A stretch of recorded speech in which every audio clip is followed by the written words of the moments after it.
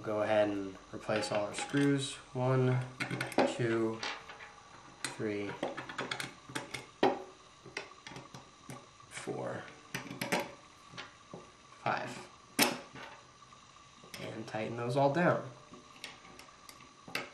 Now, if you're running this in the stock configuration with the 2 sights along the top Picatinny rail, you're obviously going to have to remove the Allen screws from there and remove the sights as well, because that will not allow you to remove the 2 halves if they're seated across the top Picatinny rail. I personally don't like them, that's why I took them off. I don't think they add much to the gun. They look cool, but they don't add much to the gun besides looks. There, those are all tightened down.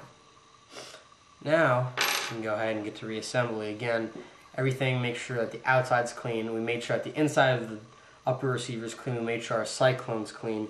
And we made sure that our trigger guard has, not the trigger guard, the lower receiver has those 2 O-rings lubricated and clean on the inside. Now this, for reassembly, this bigger of the 2 push pins goes on the bottom of the shroud.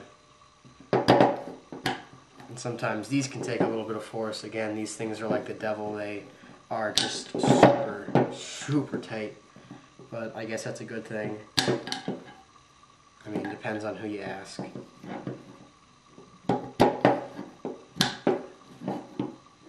Sometimes you can just take a screwdriver and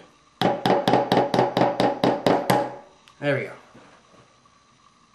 Took some wailing on, but that's all you need. Okay, now that we have the upper receiver completely put back together, shrouds on, we can go ahead and put the bolt assembly back in the gun. Slides right in.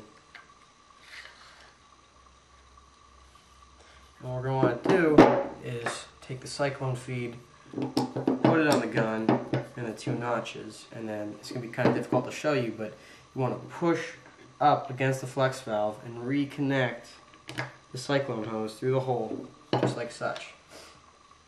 Now we can push the bolt completely forward. Don't worry, the hose will stay in if the cyclone falls off. We're going to push the hose completely forward and place the small piece with the 2 O-rings back in place here, just like such. And now the cyclone's on. Well, the cyclone hose is in. We'll go ahead and put the cyclone back on, take the large Allen screw, place it in there, take your largest Allen key, and then tighten that down.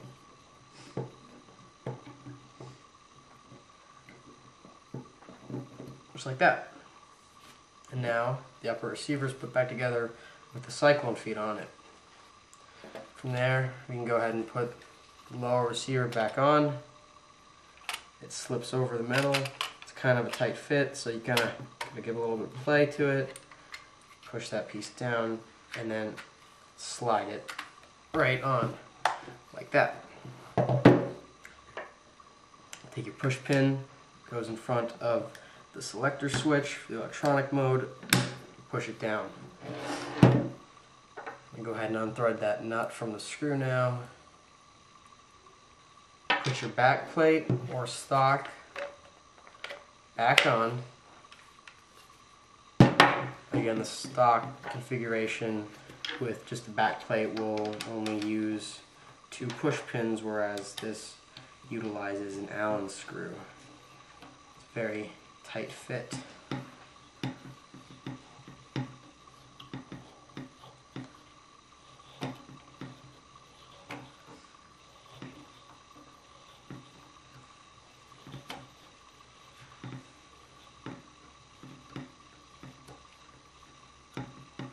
Now that that's on, flip it over,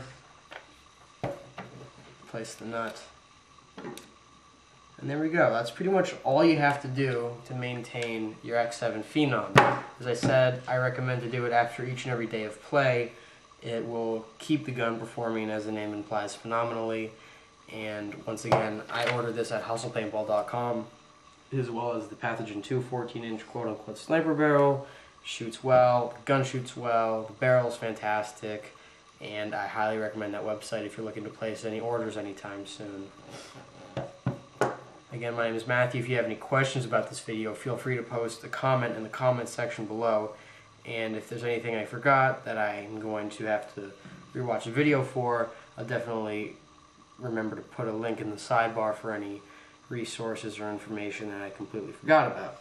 So air this up, make sure it shoots in your backyard before you go out to play. If it doesn't, go ahead, open it back up, make sure everything's spick and span on the internals, and it should work just fine. Alright, thank you for watching, and hope you guys have fun.